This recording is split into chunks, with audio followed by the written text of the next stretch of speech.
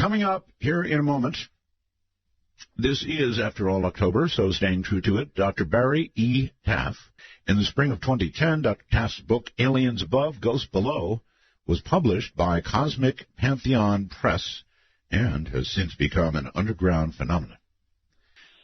So you've been in this field a long, long time now, and I do wonder how a person clinically sets about to study the paranormal. Well, the first thing you should understand is the way parapsychology, which is the science that investigates the paranormal, views this area. If you said to me, can you tell me what parapsychology is? The best answer available, in my mind, is it's the scientific study of the exchange of energy and information between people and the environment in ways that preclude the 5 known sensory systems. Bottom line, we're antennas. We receive and send information remotely, and this is through time and through space. The mechanisms are somewhat understood, but not totally, and they imply a different reality than what we've been taught in school when we took physics or chemistry or biology. There's a lot more going on than we ever believed. If I were to go back to my young self 46 years ago or earlier and tell my young self what we know now, my young self would look at me and go, you're out of your mind. You're crazy. What are you talking about? This stuff can't. No. If everything we expected to learn, we did not learn. What we never thought of hit us in the face. In science, there's 2 ways you conduct research. One is in a lab with controlled experiments to replicate your data. Right. And, you build models and theories and all that, and you prove or disprove a hypothesis. The only other way is if you can't lure the phenomena into a lab and do research, you must go out in the field and collect data for a very long period of time, hoping to see longitudinal patterns in such data. And I've been fortunate enough to do both, more of the latter than the prior. And the patterns that have appeared have been extraordinary, things that are just mind-boggling because they run contrary to what we think about ourselves. And in the end, they may tell us more about ourselves than we ever imagined. All right. Let me tell you what I've observed, decades of doing talk radio about this subject. A lot of it is BS, frankly, and a lot of it is just simply not true. It may be entertaining, but it's not true. But, and it's a big but, Doctor, there is a great deal of it that I have found to be absolutely, unquestionably true, and that would go particularly for that which I've personally experienced. And, of course, everybody would say that. If I felt it, if I experienced it, then it's true. But there are some things I know are true, and that's why I continue to pound away in this area, because we are more than just our physical selves, more than our physical belongings, more than physical everything. There's something that's true about that. Right. I agree with 100% of what you said, but even more so than you described. Once you get past the 98 or 99.9 chunk of garbage that's being discussed to the public, told to the public, right. Once you get past that, what's left is extraordinary beyond words. Oh, yes. And like I said, most of the stuff we see on reality shows we can ignore. It's entertainment, and it was never meant to be anything more than that. I was asked, when this whole genre began, the reality show genre, I was contacted by one of the first creators of one of the early shows to be on the show. So I didn't know him. I met with him in his office in West Los Angeles, and he told me what he wanted to do. And I said, but you realize that 99.99999% of the time, nothing's going to happen when you go out and investigate things. Right. It's like expecting to meet with a meteorite every time you go out in the field. Mm-hmm. So what are you going to do? We're going to do some reverse logic. I go, oh, what do you mean? We're going to shake the camera. Well, no, we're going to fake stuff and make people think it's real. And when something does happen, we'll make it look like a hoax. I said, well, it's not me, and I walked out. Yes, well, there you have it. I mean, look, I interview people here. Some of them make astounding claims. Some of them are very entertaining. I let them make astounding claims. I can't disprove what they're saying, but on the other hand, I do sit here and doubt it. There are others who make claims that I understand very well may be true, and some of it, as I mentioned, I've experienced myself, and I'll have a big fight with anybody who says that's not true. Right. What drew me into this field was not simple scientific curiosity. That was sufficient, but what drew me in was growing up, I had all these extraordinary paranormal encounters, experiences, now ghosts, telepathy, precognition, out-of-body experiences. Why me? Why not my family and friends? So I had to make a choice. Either I'm nuts, everyone else is nuts, or something extraordinary is going on. And I pick the latter of all three of them because happening. And on my website, I have a blog called A Different Kind of Psychic, Being a Medical Intuitive. And this is sort of where it all began for me. I've told the story many times, and it bears repeating because I remember it like it was yesterday. I was 10 years old in the 5th grade and playing in the courtyard one sunny day. And this little blonde girl named Christine is walking towards me, and beautiful little blonde girl, blue eyes, a sky blue dress with a flower on the top. And I'm looking at her, and suddenly it just clicked on. When I clicked on is suddenly I could see that there was a tube coming out of her right side, and there was a plastic bag under her dress, and I kept rubbing my eyes. What's this? So I went up to her. I said, Christine, what's this tube? And she started screaming and yelling, so they dragged me in the teacher's office and then the principal's office. It turned out she had a colostomy. Colostomy. I was 10 years old. So, I told the principal of the school, look, he said, look, did you sleep in the girls' bathroom or did you look under her dress? I said, I didn't either. It just came on. He goes, it's like x-ray vision. He goes, all right. So he calls my mom, and my mom talks to him. He says, yeah, she goes, yeah, Barry can do this. And the principal went, what? So obviously this had begun much earlier if your mom knew about it. Yeah, a couple of years earlier. And I did it to them and family members. Oh. And they just didn't want to talk about it, but it happened in school. And then so the conversation between my mother and the principal ends, and the principal looks at me, look, I don't know who you are or what you're doing, but if we hear this again, you're going to be expelled, and how you're arrested. So, and I looked at him, I said, well, sir, I said, you've got a weird scar. Well, you must have had an appendicitis or something, because it's always purple. Now I call it a keloid. I didn't know that word then. And in other words, you were sick of school. You were ready to get expelled. No, I didn't know. I just told him about he meant doing it to other students. Oh, I see. Yeah, but he had just threatened you with expulsion for doing it. Yeah. And so you're telling him about his own scar. Okay. Yeah, and then he turned purple on me. Yeah, I bet. And he just said, all right, Barry, get out. And remember, if I hear one other instance, you're toast. You're out of here. Mm. So there was no other instance at that school. But that's what I started growing up with. And I go, why me? Why not? Why are these? So just jump forward to July 4th, 2013. Yeah. Okay. One of my friends is a colleague, is a medical doctor. We've known each other. We met in the lab in 1972. We own a number of patented medical devices. We've written scripts together. Anyway, so he brought over his new girlfriend, who I didn't even know, and her children, who I didn't know existed. He wanted me to diagnose the children and her. Okay, so, we'll be in LA. They come over. It was warm, but not hot, and they come upstairs. Beautiful woman, early 40s. And I looked at her kids. I looked at the boy. He was probably 12. Cute kid, and I looked at him. I saw the strangest thing I've ever seen in my life. Even for me, it froze me. The best way to describe it, what I saw was that his frontal lobes were missing. Holy mackerel! And I kept rubbing my eyes. What am I?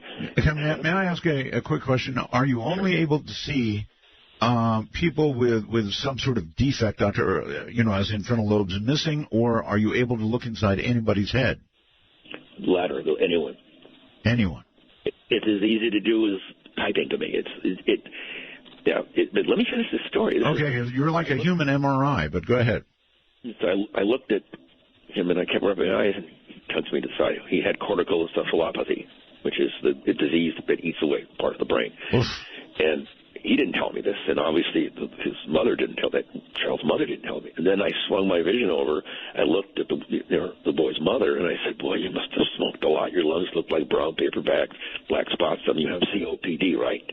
And she turned purple, and her eyes got real large, and she picked up and dragged her kids out of my place like someone shot her in the butt with a BB gun. So that was fun, but I mean, it's easy to do. I mean, no, it's not. I can't stop it from happening. It may be easy for you. It's not easy for me. I have never looked inside anybody. Right. Remember the movie Man of Steel in 2013 came out? I do. Remember the scene where young Clark Kent is in the classroom and suddenly he's looking through people? Yes. And he freaks out, runs and hides in the closet? Yes. With the exception of the latter part of that scene, that's what I lived through. I go, what's going on? Why am I seeing this? And even if another example, when The Dark Knight came out, I went to see the screening. I met a friend there I knew from the UCLA days. So we drove separately, and we sit down, the movie starts, and suddenly my bladder feels like it's about to explode. It's burning and cramping. I'm going, oh, my God, it's happening. Yeah, so the movie starts running, and suddenly, as I said, I start feeling cramping, burning, spasming in my bladder. I'm like, what's this? I don't have problems with my bladder. The woman I was with suddenly got a silent call from her daughter, which is the phone was on vibrate. She had to leave, so she didn't need my help. It was, no big deal, but she had to leave. So I stayed and watched the movie. Then about 10 minutes after she left, I felt fine. She called the next day to ask how the film was, and after I asked her how her daughter was, she revealed to me that I told her what had happened to me with the bladder. That's really odd. I had a really bad bladder infection that night. Huh.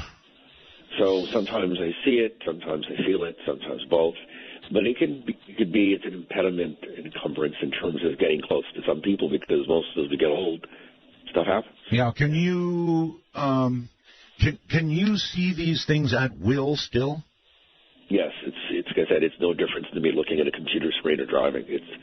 And if someone, like if I'm ever near people who are epileptic, I'll start feeling dizzy or I'll pass out. You spent many years in these three-letter agencies. If you had told them what you just told me, you would have been out on your ear. Correct, and therefore I never discussed it. Good move. I met these groups, these individuals from these intelligence agencies, was they came and they witnessed, and this is discussed in another blog on my website called Learned Psi, Training to be Psychic. It's about the remote viewing work we did, and it talks about how these people, number them not by name, came to our lab and witnessed these experiments we were doing, and they were just blown away. And some of us could do it better than others, some couldn't, but they had never seen it work that well under controlled conditions. And they wanted to work with us later on, but UCLA went, no, be political suicide. But it would have been, back in those halcyon years, it would have been looked upon as political suicide. Okay, let's switch gears very quickly if we can. I get messages on my computer. I call it the wormhole as we go along. Joe writes, Art, can you have him go into detail on the entity case? I heard the interview you did with him back in the 90s, and boy, was that a spooky case. Do you remember which one that was, Doctor? Well, of course. It began August 22nd, 1974, Culver City, California. It began when my old colleague at the time, was in a bookstore in Westwood, Hunter's Books, and he's talking about our work with a friend. And a woman and her friend on the next aisle overheard him, and she said, oh, by the way, my house is haunted. So my colleague went, okay, give me your name and number. We'll call you and set up an appointment. Mm-hmm. So we did, went out to her house maybe a week or so later. It was a hot August night, and Neil Diamond wasn't there. There you go. And very muggy in the house, little shack on Braddock Drive in Culver City.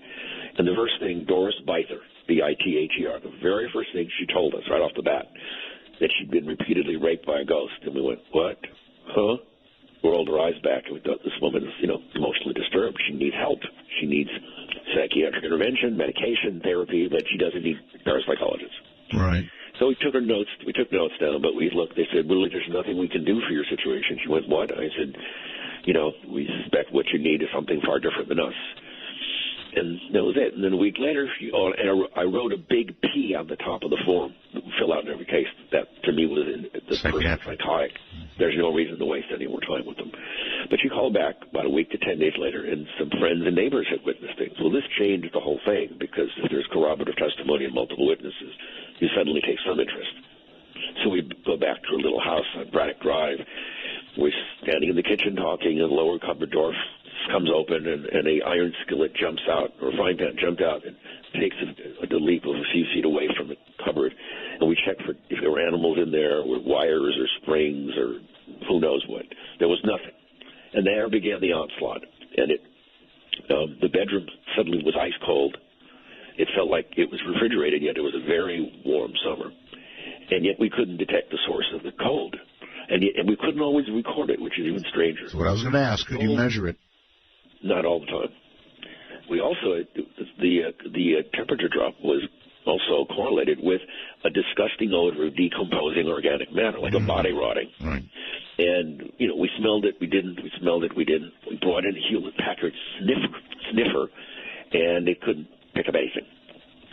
And then we began seeing these strange pops of light. And what's this? And so we saw them. We then tried to control Doris's environment. We put up poster boards over the walls and ceiling and over the windows. This was happening primarily in her main bedroom. Can I ask you, when you say pops of, I actually have a couple questions. When you say pops of light, what do you mean? Just like a light popped on real quickly, and it popped on and popped off, popped on. but the lights began to move. I called them corpuscular masses because they looked like gelatinous in nature, and they were clearly three-dimensional, very dynamic, and flying around the room, and they were always lime green in color. Do not ask me why, because I have no idea. Okay, but what I will ask is, take you back, one other question, then you can go on, and that is, you said you encountered witnesses to corroborate this woman's story before you really got into it. What did they see, and how many witnesses? 2, 3. There were 3 witnesses, all women, all a little older than Doris, right, and seemingly a little more grounded. She was very cryptic in her answers to her questions and somewhat evasive. Today, if people are that evasive and cryptic, we walk away. We just leave because we know we're wasting our time. So the witnesses, independently of each other, described these strange lights that would show up and move around her house. And they'd hear noises, and they'd smell things, and, see things out of the corner of their eye, and it began to disturb them. Now, Doris had 4 children, each by a different man, 3 boys and a girl. We never met her girl, who was very young. She kept her out of the house while we were there, which is a very good decision. And we met her boys, and typical, from young teenager to an older teenager, and all they wanted to do was watch TV and play music. So we began observing things, which was consistent with what the other witnesses had described, and we got a photograph. The problem was we saw a ball of light. This is on my website. Several different blogs. One's called the Paradoxical Entity Photographs, and also the Real Entity Case. You'll see both images on both. It looks like a comet with a tail on it. And we don't know what this was. We shot it at very high. We used Tri-X film pushed in development, and we got this strange light. But we never saw something like that. And then at one point, lights started swimming. They were flying around Doris in her little bedroom. And we did get some pictures of those, but they weren't lights. They were arcs of light, and this is all depicted on my website and in my book, Chapter 2. Doctor, how frequently was this woman being sexually assaulted by this entity? Those began and ended long before we knew her. Okay.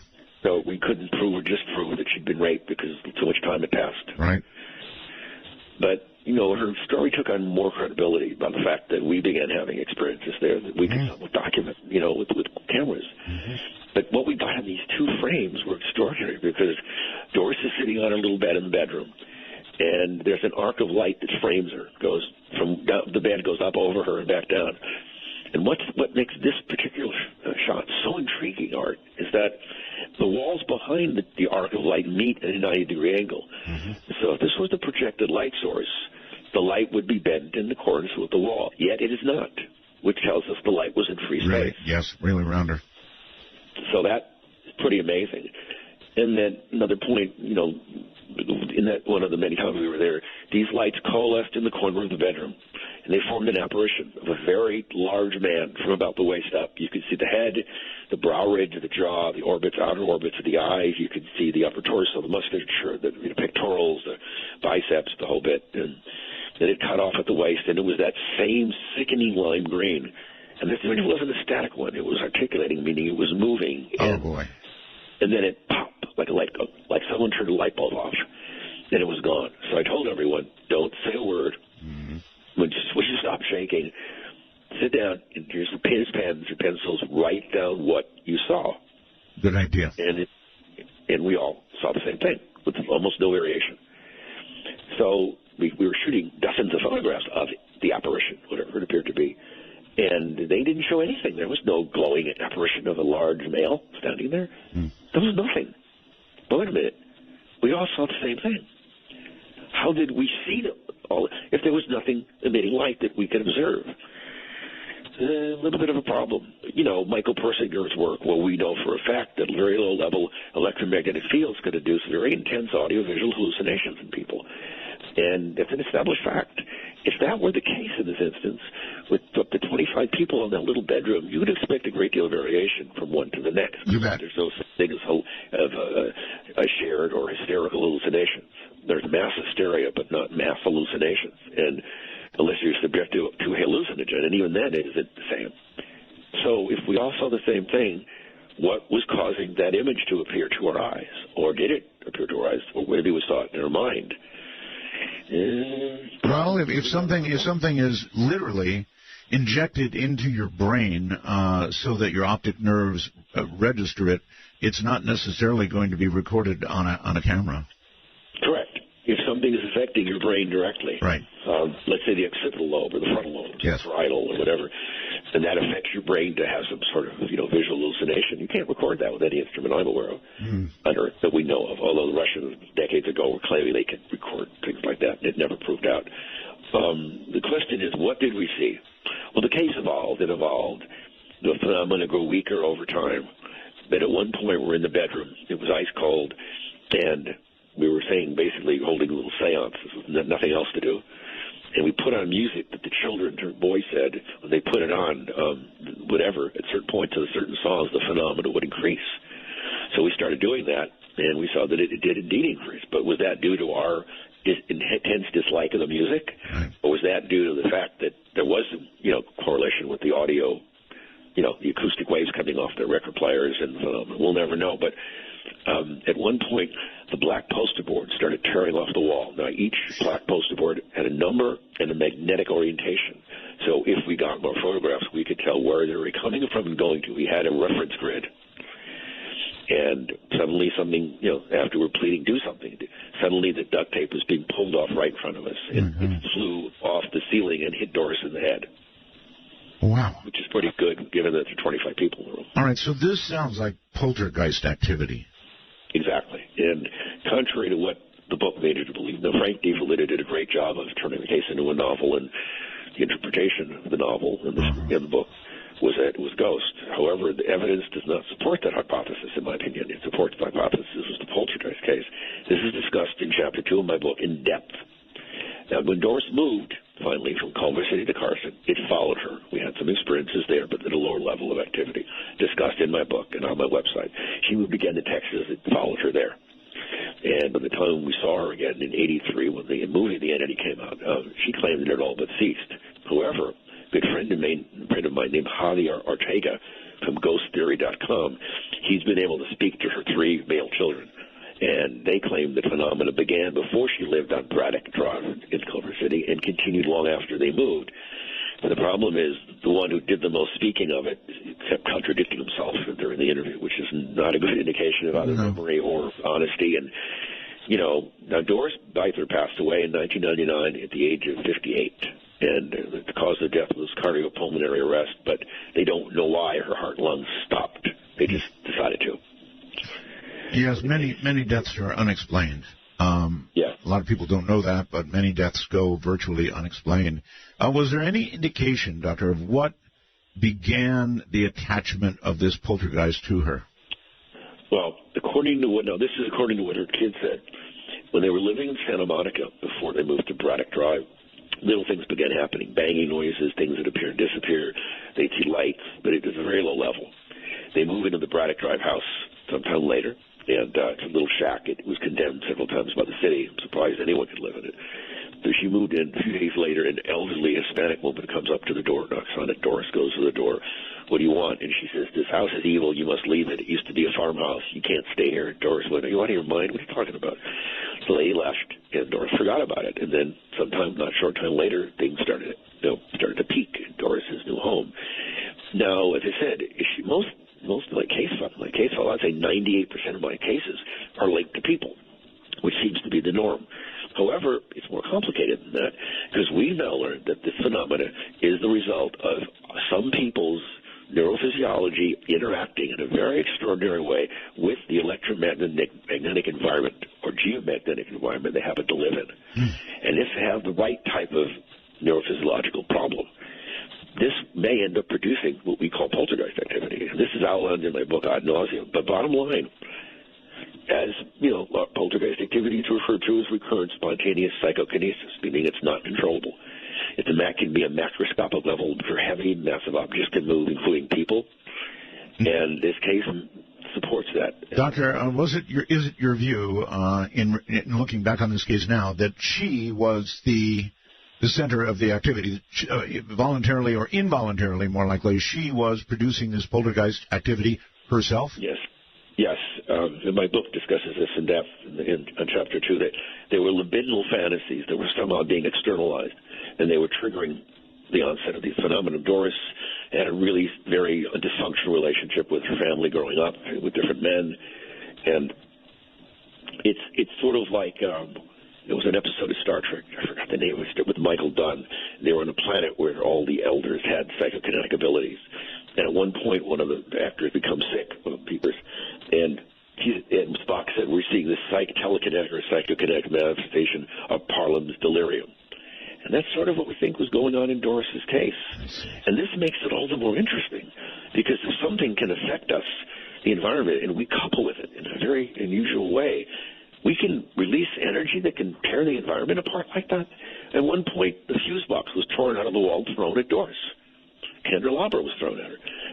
It's more amazing that it was coming from her than if it was a ghost.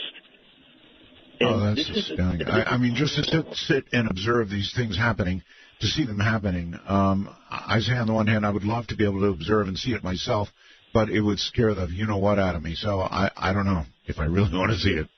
If you live to be 1,000, you have higher probability of being hit with a meteorite in 10 minutes than you do of this phenomena harming you. It's just your own fear is usually the biggest problem anyone has. Our own fear is because we're startled, we don't know what it is. It didn't threaten us, but it certainly did terrible things to Doris, and by what we did experience there and record over time in her initial home and then in another home, and then she moved from Carson to San Bernardino, Riverside, and then to Texas, and just continued to happen. All right. Hold tight, Doctor.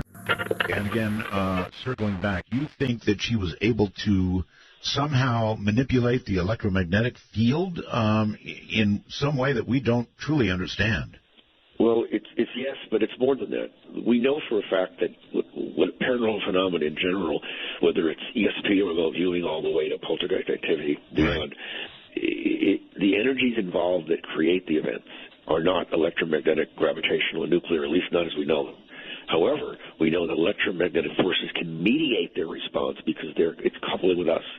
This is on my website in my book. There's a number of parameters or variables that are at work here in poltergeist cases, living human agents, we call poltergeist agents. One is location. The environment is unique in some electromagnetic or geomagnetic way, which acts as a stimulus or an irritant to certain people's nervous system. Then you have a person who suffers either from epilepsy in general or temporal epilepsy, yes, sir. which can make them hypersensitive to electromagnetic or geomagnetic fields.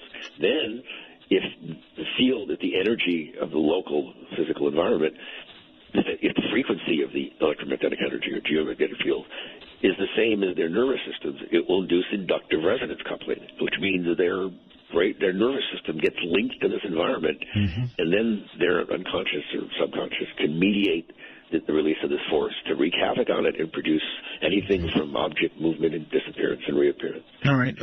So how about this? If a great deal of energy is used, if you've got the right equipment, you should be able to measure that energy in use, in progress. In other words, there should be a way. It's going to take a tremendous amount of energy to actually move a physical object, and that should be able to be measured if you've got the right equipment. Well, yes and no. We can measure the way the environment, like a high amplitude geomagnetic field or electromagnetic field, we can measure those. However, long before a 210-pound man can be picked up and thrown across the room, and I've seen that happen in the San Pedro case, long before that can happen based on the energies we know of, and there's only 4 types of energies we know,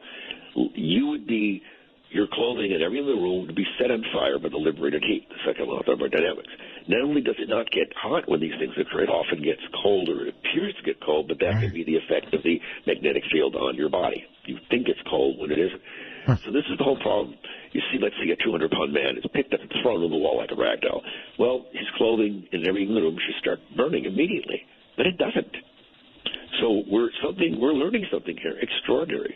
The energies we know of, with perhaps the exception of gravity, when they do work in the classical sense, which is what's involved when a person or heavy massive object is moved, they produce heat. That's the way the universe we know of works. This force does not produce heat, which is contrary to everything we know. Yes.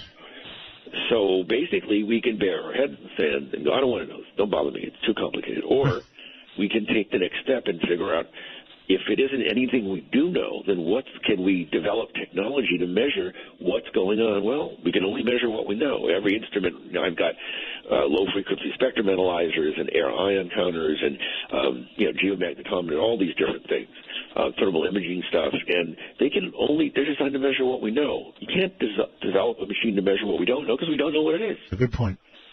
And that's the problem with all of this. We can, the one thing that's interesting, faces and places may change after 46 years of research in the field, but the phenomena does not. We keep seeing the same things over and over again. Wherever we go, we keep running into the same situation. It gets down, we can measure the environment, okay, it's through this and this. We can measure the people. The instruments we have can measure bioelectric fields. They're pretty easy to measure. Biomagnetic fields are very difficult because they're extremely weak. You need superconducting sensors, which are not portable. They're not made to be moved around. However, among poltergeist agents, we can measure their body's magnetic field because it's pumping out so much more energy than we do know of as compared to a normal person.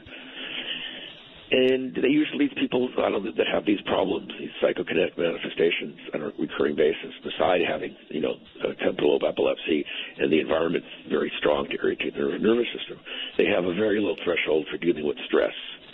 And all this combines to produce these results. And it's amazing. I mean, it'd be like going out and date girls that every girl looks the same. But how can they all look the same? But they take off a mask. We're all different people. We just happen to look alike. And that's what we keep running into. And so most of them are women, although some are men. Some can be young, adolescent, pubescent, adolescent. Some can be mature adults.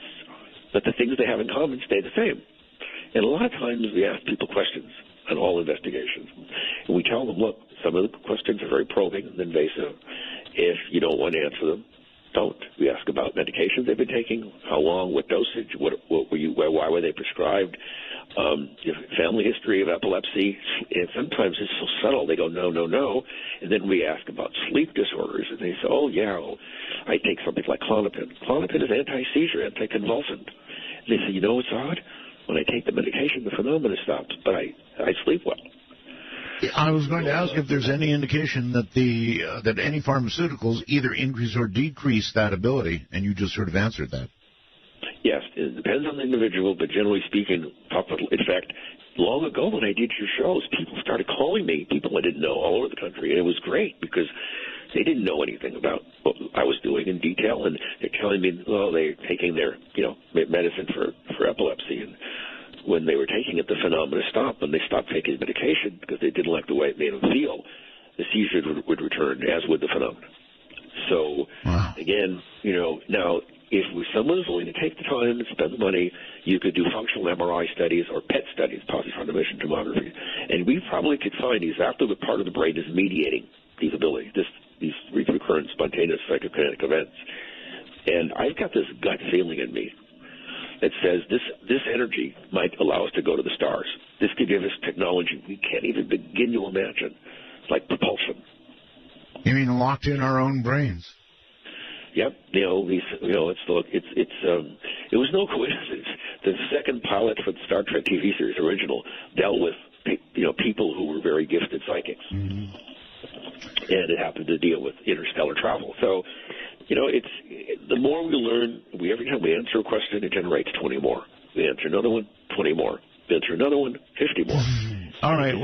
Let me go down a couple of roads here, sure. if I can. One of the ones that I've had personal experience with, is precognition. And don't worry, folks, I'm not going to explain the experience I had again.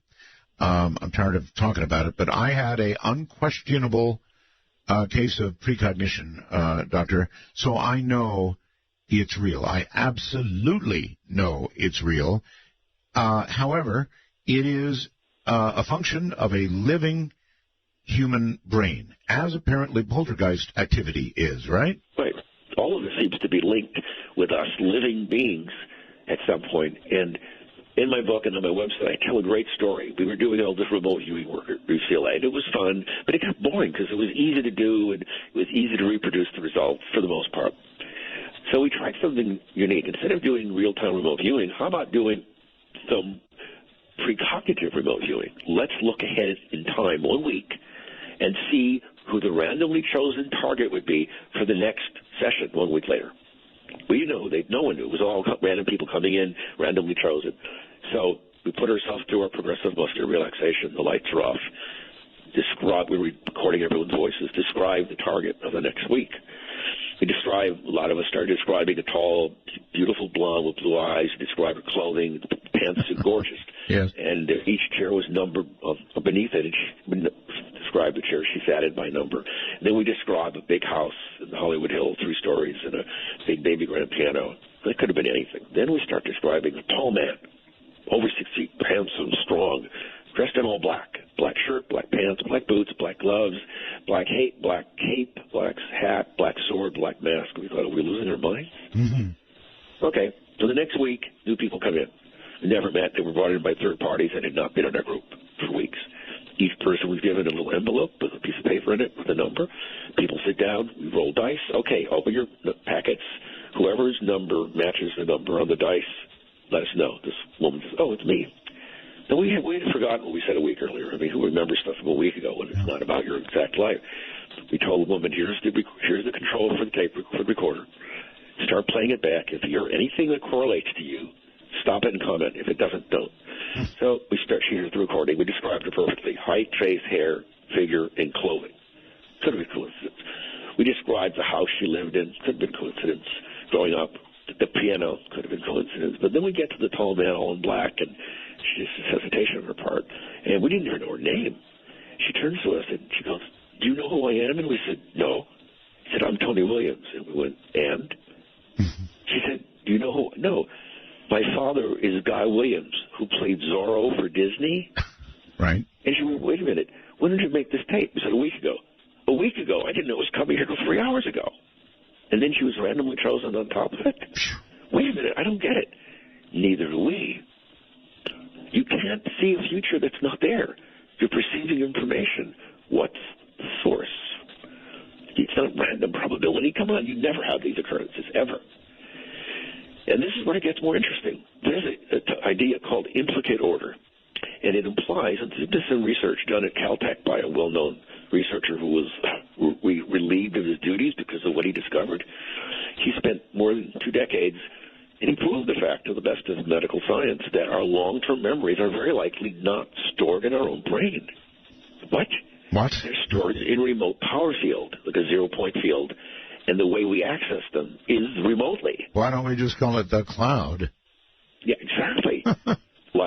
So if this is the way we're designed to function on a regular basis, on a daily basis for our entire life, then what we think is paranormal isn't. This is normal. We just don't know any better. So that means that the information, very likely, of the future already exists. Not the events, the information. About the information about the past still exists, like a giant hologram. Everything is everywhere, equally distributed.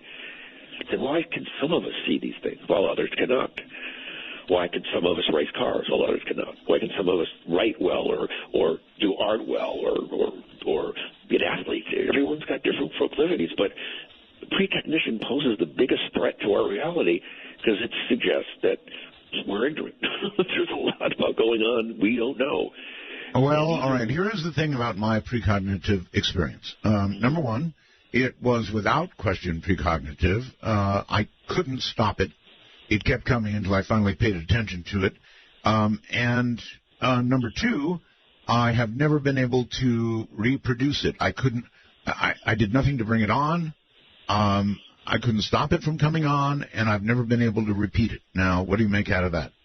Well, I don't, no offense, I don't remember what it was. I'm sure I've heard you talk of it, but it's been a long time. Yeah. But what I'm asking you, did it involve a strong, emotionally dramatic event?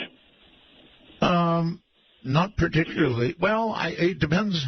All right. Okay. I'll try and make it real quick. Here it is. I lived in Santa Barbara, California. It was a garden apartment. Nothing special about this. I had my own car. I parked it on the street outside the apartment. You could actually open the sliding glass door to the apartment and look out and see the car. Or even just, open the curtains and look out and see the car through the window. So I came home from work one night, sat down, watched the evening news, which I did every night at that time. As the news continued, all of a sudden, here it comes, like ocean waves washing over me. the feeling that somebody's going to hit your car. Somebody is going to hit your car. It was so strong and annoying that I said a bad word, went over there, opened the curtains, looked at my car. It was fine. Shut the curtains, went back, sat down, watched the news. Here it comes again, like ocean waves crashing over me. Someone's going to hit your car. Another bad word. Went over, looked at my car. It was fine. Back to the news. Finally, big crashing waves. Get up. Someone's about to hit your car. So I walked over, opened the curtains, and watched as a fellow was going down the sidewalk in front of my apartments. He walked on down the sidewalk, got into his car, which was located parked right in front of mine, put it into reverse and hit my car. So I fell down to my knees. I was shocked so badly, but I had enough presence of mind to get up, open the sliding door, and say, hey, I saw that. He said, I'm stopping. It was no big deal, but it was, without question, precognitive. Right. End of story. Let me ask you this, Art. How important was that car to you? Were you a gearhead like myself, or were you just someone who... Yes, I loved my car. Strong attachment to it, emotionally? Strong attachment, yes. Well, there you go. So we have this for things. It's called need relevance. Things that are important to us. Don't get me wrong. There are things in life, Doctor, that are more important to me than a car. But yes, I had my attachment to my car. Right. And so, I mean, the last car I had, every time, day before something was going to happen to it, I kept dreaming about it. I accepted it. It was fate. I mean, it's... Again, the more important these things are to us at an emotional level, the more likely we are to access the information because they stand out. If it's boring, it's mundane, you're like, who cares? But if it grabs our attention because it threatens us or hurts us or potentially offers harm or drastic, dramatic change we don't want, we access it because it's like, wow, what's that? All right. Now let me circle back, Doctor. We've talked about precognition, talking about it now, and we've talked about poltergeists. Both of these things are a function of a living human brain. What I want to ask you now is, your book says aliens above, ghosts below. Now, this is what I'm interested in. Let's talk for a moment about ghosts below. Is that just a phrase, or, in other words, here's what I'm interested in. Is there communication from people who have died? Is there communication from, in quotes, the other side? Proof of life after death, Doctor. But it's like you couldn't go to a bank and bet on it. There's more data collected on UFOs, the real things, than you could go to court and win that there's something flying around our skies for more than 100 years. I don't know about we don't know what they are and whatever. We don't know who they are. We don't know why they're here, but it's going on long before we existed as a culture. That you'd win on court in terms of, yes, something strange going on. In terms of proving contact with the dead, it's right now we can't, because in science there's something called Occam's razor, which you've heard the term. Basically, it implies all things being equal, you go with the simplest explanation. Right. So before we assume something's paranormal, we've got to rule everything else out, everything. Okay, then we get to that point, we start all over again.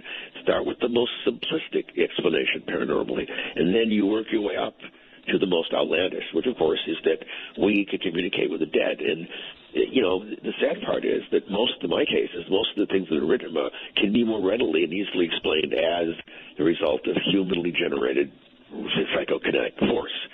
That doesn't preclude the possibility of discarnate intelligence. We've had a few cases that suggest it, but then we find the same thing, the geomagnetic field, that people with temporal lobe epilepsy, neurological problems, sleep disorders. So the question is there any difference between all this, or are we not just, the story of the three blind men and the elephant that's been told, where one blind man holds the elephant's leg and grasps it and thinks it's a tree trunk. No. The other holds the elephant's tail and thinks it's the rope. No. The third holds the elephant's trunk and thinks it's the hose. No. Because of the situational awareness, because they're blind, they can't see the elephant, so they don't know what they're touching. This is where we are right now. Well, you mentioned UFOs, and sure enough, my lines could be full of 1 million UFO stories, but also mentioned ghosts, and my lines could be full of 1 million ghost stories. Now, I guess your answer would have to be, well, they don't really know what they're seeing. Well, it's not though they're seeing some. It's easy to misinterpret things if you don't have a background to properly interpret them. It's like if ancient people hundreds of years ago saw a jet flying, they freak out because there are no jets. They have no way to reference it. There's nothing in their collective consciousness that can deal with this because they don't know what it is. And there have been millions of stories over the centuries of encounters with dead people. There were some great books. A great book called Phone Calls from the Dead by D. Scott Rogo and Raymond Bayless. Or what about EVPs? Right. Now, here's the story. We've collected a number of those over the years, and most of the time we can explain them as, again, a function of the psychokinetic ability of someone in the environment. And we've had cases where, what's being said is directly related to one of the persons in the room, and or it's their same voice. Do a voice print. It's the same voice, and they're living. Well, I don't know. I've heard EVPs recorded by adults of children that were nowhere near any recorder, just inexplicable stuff. Oh, no, I'm not saying it's someone speaking in the room. I'm saying it's all a product of psychokinesis. That's the thing is, it's hard to rule out this part because we don't know enough. So, again, in all my case files, the only case, if I had to make a bet, there was one case, and it's in Chapter 1 of my book. It's called the Hollymont case. And it's still active. It's been there. The house is being renovated, and I got to live there for a couple of weeks back in 1976, and it was like being in Disneyland of the dead. Mm-hmm. Constant things going on. The owners had seen apparitions. We had object movements, things appearing and disappearing. Reports, disembodied voices. We had a news crew from KTTV who were chased out of the house by flying objects, and the newscasters just started freaking out really bad on camera. And now we discover there is a body buried beneath the house that's never been exhumed from 1923 named Regina. There's a tombstone down there. And two earthquake faults, which are still active, move. They're located a few feet away from the house, intersect a few feet away. And there happens to be a shallow river under the house, hydromagnetic forces. And to what living brain do you attribute this? It could be any one of us that are there. It's not only one person. The problem is you'd have to bring one person in at a time and have them be there alone to measure the environment and then... Or it may not be a living brain. Now here's another one for you to tackle, and that is the unending, continuing stories of NDEs, near-death experiences, which people do come back and relate things they could not possibly know that went on during the attempt to revive them or whatever it was. And they were flatlined dead. Right. Exactly. And any thoughts on that? Well, we know of out-of-body experiences, and I suspect that most of these cases are an externalization of consciousness. And even somehow their body hasn't decayed enough where there's brain damage when they reawaken. But we know that people can leave their bodies and perceive things. We do. That's very clearly established. The question is, what is it that leaves your body? We don't know. Your body's still there, the heart's beating, but if you go flatline for too long and the heart stops, either brain damage due to oxygen deprivation, hypoxia. So it's complicated here. And the question is, if we are all linked to this cloud, to this remote power field, and that's where all of our information resides, that means that there may not be any difference between us and people that have passed away. It may all be the same thing. And we're just interpreting it a certain way because this is all we're able to do right now. Well, does what you just said allow for the possibility that after you die, there is a continuation in some form that we cannot conceive of right now? Exactly. I believe that we know energy can't be created or destroyed. It can be changed from one form to another. I don't think, personally, we begin at birth, and I don't think we end at death. I think there's a transition to what I don't know from what we know. We're corporeal beings in a shell here, basically. But as far as the details of that, we just don't know. And like I said, I've had out-of-body experiences when I was younger. They were really incredible experiences. And I had one experience where it was a girl I was involved with where we kept having dreams about each other. We weren't even together. We compared notes. They were the same. We checked the notes out, and they turned out to be quite accurate for historical events long before we were born. What was that? They're accessing information remotely. There is no time. There is no space. And my book gets into this. You're dealing with information. Information is described basically paranormally by where it appears to come from where you are when you perceive it. If the information comes from the past, well, that's retrocognition. If it comes from the future, it's precognition. If it comes from the present, it's either telepathy or clairvoyance, which is what we call viewing is, basically. And the question is it any different? No, it's probably all the same. We just have to call it something to differentiate it from itself. And I understand you actually wrote some of the baselines for remote viewers. Is that true? Yes. Basically, with simple learning paradigms. This purpose was to take normal, healthy people who aren't in psychotherapy or analysis, who aren't using drugs, and see if you could take them and train them to reliably access remote information. All right. Doctor, hold on. Relax. I'm going to give you a little extra break because I want to allow the audience to join in this conversation. There's more to come, but I do want them to join in. So our public telephone number is area code 952-225-5278. That's how you can reach us and ask Dr. Taff a question. Some pretty incredible stuff. Once again, area code 952-225-5278. So if you'd like to be part of the conversation, that's one way. Another way is by, well, I don't know, if you've got an Apple phone or a whatever kind of smartphone you've got, add us. Get Skype. Skype is free. It's wonderful. You download Skype, put it on your phone, and then add us. If you're in North America, we are MITD 51. MITD 51. Midnight in the Desert. MITD 51. If you're outside North America, we have a special Skype for just you. MITD 55. That's MITD 55. So, love to have you join in the conversation. We're going to take a break, and then we'll be back with Dr. Barry Taff. Abductions. I want to cover a few areas here that we haven't really talked about. Abductions, for example. Do you think, are you convinced, or have you been convinced, that abductions are the real thing? In some cases, they're very real. I don't believe everything everyone tells to me or read about, but there are some really good cases out there that, in my opinion, stand up because of some intriguing evidence that's been collected. This is not recent. I mean, there's good evidence that abductions may go back a very long ways in time. I know. We might have misinterpreted them. And what's even more extraordinary, Art, is that we have had cases that began as an abduction that had paranormal fallout, or began as paranormal experiences and had an abduction. Okay, let me run something by you that's kind of in the news because it got started here. I interviewed Dr. David Jacobs and others, I might add, who are making claims that they believe and can prove that there are half humans that have been genetically altered during abductions, and that there is, in essence, an invasion underway, and we are slowly being changed as humans, and we are being invaded by our changed selves, would be a way to put it, I guess. I've read about that. I've read Dr. Jacobs' books. He's an excellent writer. I don't know I necessarily subscribe to his theories or conclusions about what's going on. I'm not saying it's impossible or it can't happen or it shouldn't or wouldn't. It sounds too much like an episode of The Invaders or Invasion of the Body Snatchers. Well, it does.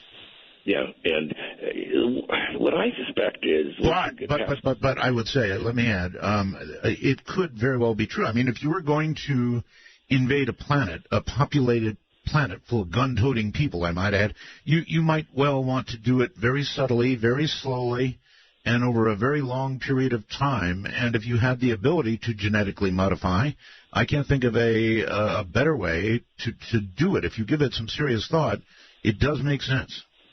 Well, we know for a fact there's more than one race that's been visiting Earth for a very long time.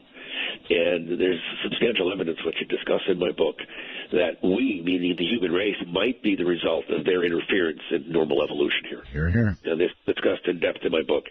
Leonard Stringfield, a lot of his, I bought everything he ever wrote, and some really good evidence collected, which I republished in my book, because I all referenced appropriately. And one of my conclusions at this point is that whoever these beings are, they may know something about our future we don't. Meaning, maybe we're not going to survive here, and they do want to replace us. Or maybe they want to take our genetic makeup, take it to another star system, and build another race with it. Maybe.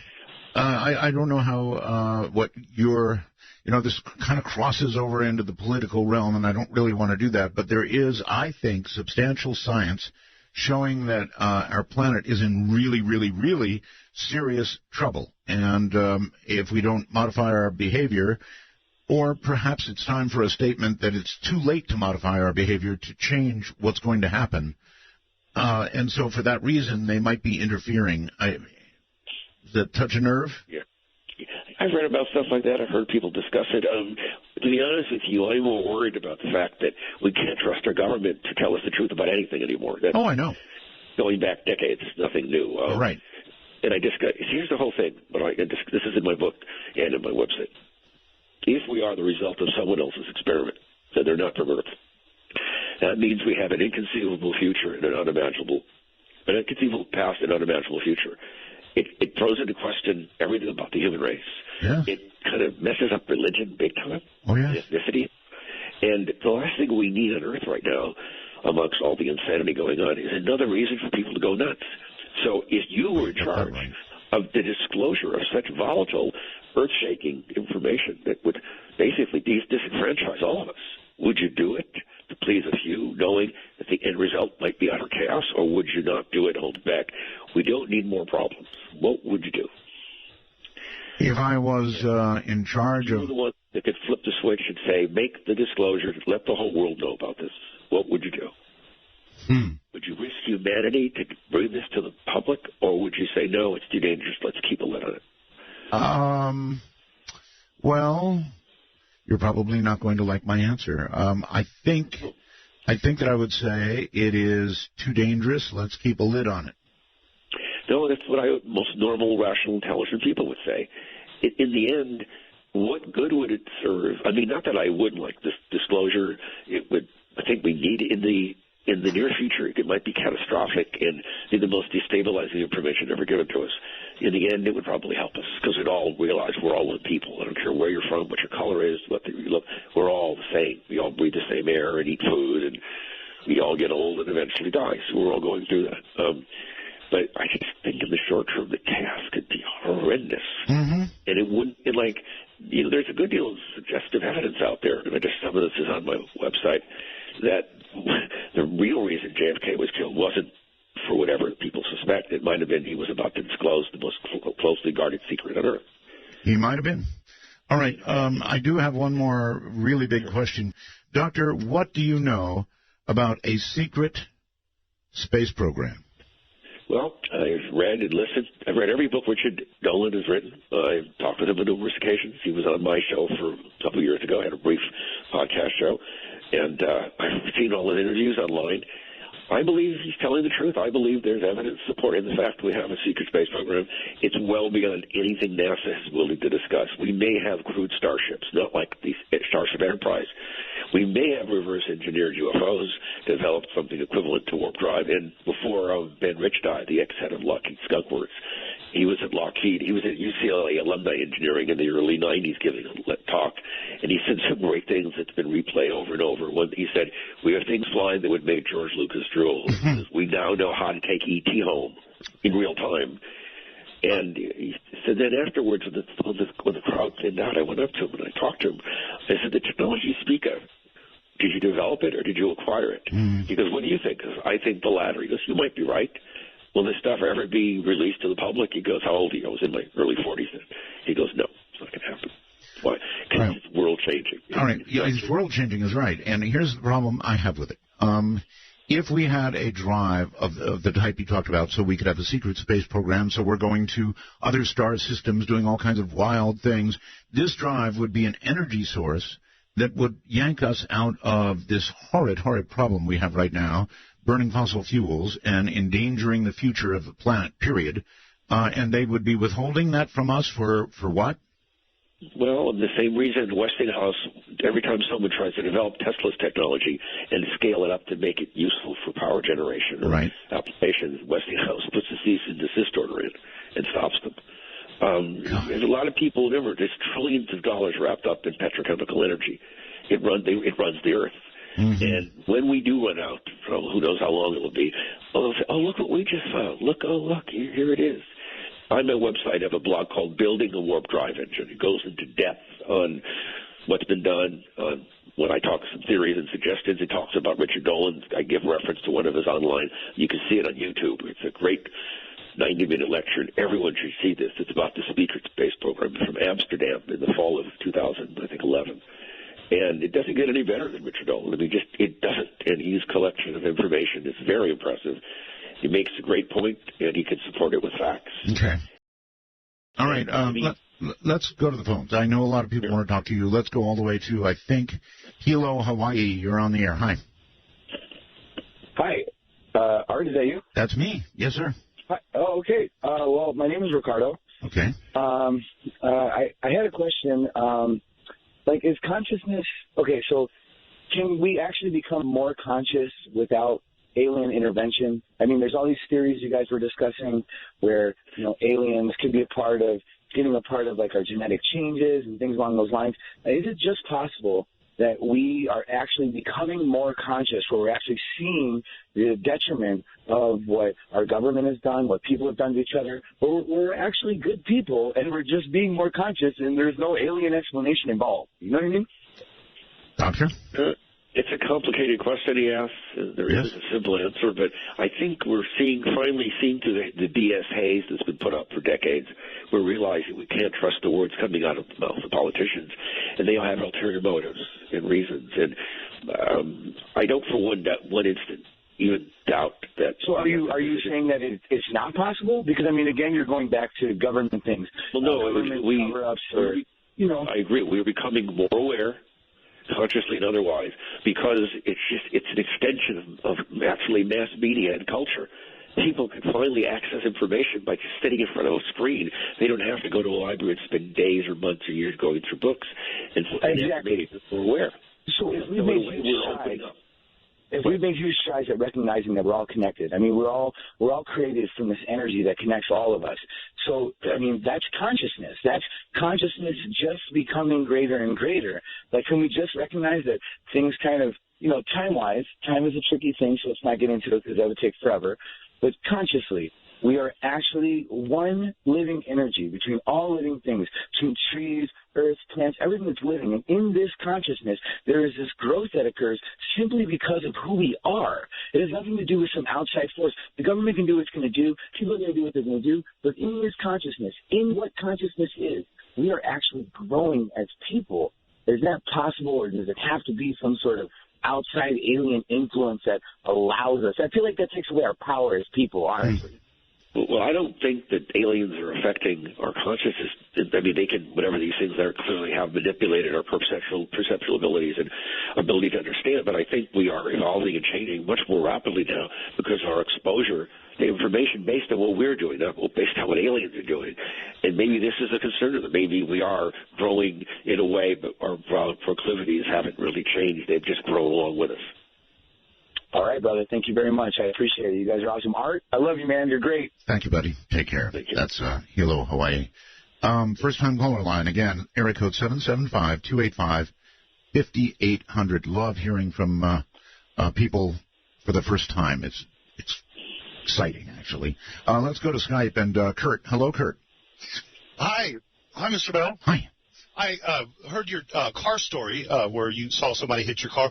I had something similar happen to me back in '96. I was living in downtown Phoenix on the top floor of this apartment complex, and all of a sudden, dead asleep, must have been 2, 3, 4 in the morning, just got up out of bed and walked toward the door, and I just had to go outside. And I went outside, and I lived right on the corner of the top floor, and looked down at my truck, and there were these two idiots trying to take my tires off my truck. Oh, God. And I hollered down at them that I'm calling the police, and I got a gun and all that. And, boy, they took off like nobody's business. But I went down there. All the lug bolts were off, and they even left a jack there because they let me ask, did you have this overwhelming feeling that something like this was going on? I just know that when I woke up, I was almost like I was robotic, or I would just had to go outside. I don't know. I just had to go outside, and as soon as I did, if I would have been 5 minutes later, my tires would have been gone. Sure. But that happened. Just a story. I don't have any question. I just want to let you all know that that really did happen, too. Oh, I believe you. I believe you, Kurt. Thank you very much. I appreciate the call. And so there you go, Doctor. Another one. You could endlessly hear stories like that. So precognition is absolutely real. I don't know what triggers it, and I wish I did. I wish I could continually do it. I'd be rich. What things seems to have relevance emotionally to us? So you really love your car, and my God, you don't want this thing stolen or destroyed, and you have this passion. What's going on? And it'd be like if you were married, and you don't want someone to hurt your wife or take your wife away. It's that same bonding. It may not appear like it. Look, I hate that phrase. I love my car. I liked my car. It served a useful function, but I wasn't like a lot of people. I wasn't a car nut. I didn't go out and go, oh, car, I love you. You know, I wasn't like that with my car. It's just a thing. So I don't want to overblow it. No, but see, it might have, even though it may not be a conscious thing, you know, like we all go out and buy certain cars for certain needs. We like the way it looks, the way it feels, the way it drives, the way it sounds, versus just buying any piece of junk we're in front of our eyes. Now my 98 Firebird Trans Am, I love that. Okay? Great car. I used to have it from Trans Am a long time ago. That car I love, but this car was just a car, and I can't say that I was in love with it, but nevertheless, here came this precognitive feeling, and it just was not possible to ignore. It was so strong, I don't know what I could compare it to. It was just overwhelming. Let me give you another story about precognition and me that dealt with a car. All right. This is 1970. I was dating a girl in college, upper division college, named Sharon, and beautiful. We got along really well. And suddenly the dreams came. In the dream, I'm in the backseat of a car. I see her in the passenger seat. Name was Sharon. I saw someone driving, but I couldn't tell if it was me. I couldn't even see the dashboard of the car.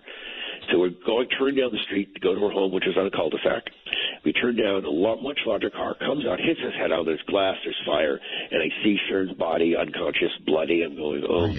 Yes. And the dream happened once and twice and over, and I'm going, this isn't good. So I said, look, I'm going to have to tell Sharon. So I told her, and she was angry at me, you know, when I told her I can't see anymore, not for the reasons I would suspect that it scared her. She thought I was making it up because I didn't want to drive all the way out to see her. And I said, look, the whole purpose is if we're dead, we're not doing anyone any good. Mm-hmm. She got very angry, and I don't blame her. And the relationship ended. And then as time went by, she started dating someone else. Well, everything happened that I saw, except he was killed, she was badly injured. I just my ego put me in the driver's seat. I didn't change the damn thing. Good Lord. And the question is, the reason I dreamt about it was because it was relevant to me and my emotions. Okay, let me ask you this. In the dreams that you had, you were part of the dream when you had them, correct? I was in the back seat of the car. Backseat. Usually when I'm thinking of a girl in a back seat, we're both in the back seat. But anyway, you were in the back seat of the car. You were part of that dream. And but when that didn't happen, an alternative future happened with somebody else, and the dream came absolutely true. Right. It was my own ego put me in the driver. I thought, oh, my God, what's me? I'm driving because they're Sharon. I never saw me. I assumed it was me. I couldn't tell who it was. I couldn't see the person's face at all. Right. So I thought it must be me because I'm dating this woman. So if I don't date her anymore, the problem will be solved. I was wrong. Okay, gotcha. All right, Doctor, a short 2-minute break. Ghosts below. And we'll tell you more about the website and so forth as we move along. All right, Doctor, we're sort of into a lot of calls here. So you ready? Sure. All right. Let's go to a first-time caller in Wisconsin. Hello. Hi. Hi there. This is Luke, and Stevens Point. I'm calling tonight because I had a pretty interesting sighting tonight, actually. Oh? More specifically, it was 3 circles, like, together that formed a rectangular shape. I've never seen anything like it on film or anything. That's why. Well, slow up for a second. You hold on. You had this sighting. This was in the sky. This was. Oh, this was big, like close. It was pretty cool. Okay, you're describing a craft. Yeah. It flew across the sky, not a sound, very fast. This is my 3rd sighting in like 5 years too, which relates to my question. Okay. My question is more specific to like I realize sightings and abduction, the connection with abduction and all that, but why does it seem that sometimes like they're almost putting on a show for people, and yes. it's Stephen Greer. I mean, a lot of his group, and like, you know, I'm not the only person at this. We're going to have Stephen on pretty soon. Actually, I don't want to give the date, but soon. You're right, though. So, Doctor, he said sometimes it seems like they're putting on a show, and I agree with him. Sometimes it does. Comments? Yes. Oh, yeah. I mean, going back just over the last 45 to 50 years, some of these events are spectacular. I mean, there's the Phoenix Lights back in the 90s. There have been other displays, which I'm sure you can look at. They're well known. They're up on YouTube. And when you have a triangular craft, I'm a little concerned that it may not necessarily be alien, because Lockheed Martin has the TR-3B, which doesn't propel itself normally. It has a magnetic disruptor engine called magnetoplasma drive. This is discussed on my website, and it neutralizes like more than 90% of the inertia of the vehicle, which means very little energy can make it move very quickly and do things other vehicles can't, and it's completely silent. So all right, I'm out of the story relating thing, but I certainly had my own sighting of a monstrous triangular craft. And to prevent me from going on, Al, you're on the air on Skype. Hi. Hi there. Okay, so I just had a thought. So regarding EVPs, for example, sure. I've recorded my own, and it was that of a child, a very high quality EVP, a couple in one session, and I've heard many others which seem to be real. My question is, I haven't seen today any compelling evidence, any video evidence of poltergeist activities, throwing things across the room. I would love to see that, and if, you know, these news stories of you're guessing that reporters visiting these haunted houses and witnessing this stuff, has any of it been recorded? And if not, could it be that these entities don't want us to observe them visually for whatever reason? You know, caller, let me say something quickly. I'm 70 years old. I've had a few that, you know, of what I would describe as paranormal experiences, but that's over a span of 70 years. Now, what are the odds of a camera crew going out and catching, let us say, a frying pan going across the room, as Dr. Taff explained a little while ago? Odds of that, about a gazillion to one. But then why are EVPs so much more common then? Good question. Doctor? Well, first of all, EVPs, you know, the whole point is you don't have to sitting around and wait. You do the recording and then play it back. So it's more at your discretion of when you're going to do it. You know, when you go out and investigate cases of hauntings or poltergeists, whatever you want to call them, the chance of you actually being there when something happened and recording it to document it is astronomical. I've been on thousands of cases. You know, we measure interesting things. We measure the people. We measure the environment. We ask a lot of probing medical questions, and we come to interesting conclusions. But the chance of us actually seeing it happen and have the camera aimed in the right place at the right time is astronomical. Oh, boy, you're right. And that's why when you have these silly shows that, you know, every week they catch stuff, I'm going, come on. It's like, how many times can you win the lottery in a row? I have one more question. Has your guest ever heard of John Hutchinson, the Canadian physicist, South Bay physicist? And he recently, last I heard, using his equipment, opened up some sort of portal where he claims that he and his partner saw shadow people. Really? Yes. All right. Do me a favor, caller, before you go, and then we'll address your question. If you have really good EVPs, send them to me. Would you? I will. Actually, my friends are musicians, and they digitized it from cassette to a high-quality digital form. You got very lucky. Excellent. All right. Please send them along. I'll play them Halloween night. In fact, that goes for all of you. artbell@knye.com. artbell@knye.com. I would love to have them. So thank you very much, Al. Look forward to that. Doctor? Yes, I know of Hutchinson. I've seen videos of things that have happened, and the problem is, even though what he's doing is amazing, and some of the results are amazing, he doesn't keep or hasn't kept really great notes, so he can't replicate what he's doing all the time, which is problematic. The one question is he creating an electromagnetic environment that causes these effects to occur, or is he able to change the environment in such a way to allow it to occur? And he doesn't keep notes. He doesn't keep, what he's doing, so he can't reproduce it all the time. Right. Which is the problem with all of this. If this stuff could be reproduced in a lab all the time, we wouldn't call it paranormal. All right. So were you referring to Hutchinson? Yes, Hutchinson. Okay. Yeah. All right. I've seen some stuff written, and I've seen some of the videos linked to him, and they're fascinating. But you can't do them all the time, so it's like, okay, well, where do we go? We go to Anchorage, Alaska, right now. Hi, you're on Midnight. Thanks, Art. Again, a great show. The problem I have is you've gone so many places that I'm confused and nearly crippled, but I'm going to try, okay? First of all, I want to share with you the smoking experience. I smoked for 30 years and quit, and I think I had some kind of intervention. And just for what it's worth, I don't think you have a clue why you smoke, but if you saw what happened to me, I think at that time then you'd understand. Moving on, your listening audience, along with the doctor, needs to look at ecat.com. I think they discovered a new form of fusion that's breaking the known laws of physics. This is tremendously big. And there are all kinds of people working on fusion engines right now. You're aware of that, right? Well, I am, but in staying focused, it isn't me. I'm a messenger. And okay. I've been tracking this now for 3 years, but if you'll just check out the site and make your own determinations, I can take you in a more depth place. But it's LENR, low energy nuclear reaction, but the players in this are very large, and I've been tracking. Just check it out and come to your own conclusion. We think it's going to breach in March, and our world is about to see an evolutionary leap in mankind's understanding of energy. Now, setting that aside, going back to Mr. Taff, some of your comments here. Dr. Taff, yes. Dr. Taff, I'm going to see if I can't wrap my mind around this, and then you can learn me up and put me back on course. And, boy, I'm going to hesitate talking about UFOs, and I'd love to, but I'm going to hesitate. It seems to me that what you're suggesting to me, I think I heard a long time ago, and that is that everything is the consequence of competing thoughts. Everything, your hand, we understand, is the product of a competing thought. That thought is in a state of near energy without mass, and it has intelligence. The difficulty with that energy is that it has to consume and maintain its energy disposition.